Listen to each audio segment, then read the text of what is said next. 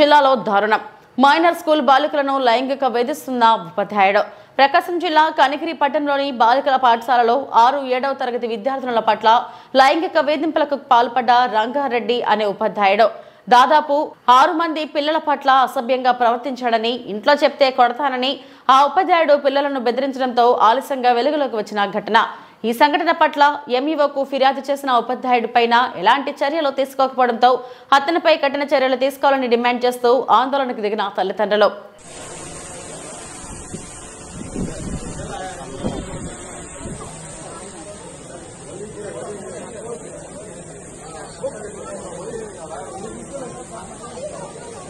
బాలుకన్నత పాఠశాలలో అక్కడ విద్యార్థులు చెప్పే రంగారెడ్డి అనే టీచరు బాలికలతో అసభ్యంగా ప్రవర్తిస్తూ లైంగిక వేధింపులు గురి చేస్తున్నారని చెప్పి ఆ చిన్న పిల్లలు భయపడుతూ వాళ్ళ తల్లిదండ్రులకు చెప్పడంతో కోపోతులైన తల్లిదండ్రులు ఈరోజు వాళ్ళ బంధువులందరికీ చెప్పుకొని అందరినీ తీసుకొని ఈరోజు స్టేషన్కి రావడం జరిగింది కంప్లైంట్ ఇవ్వడానికి.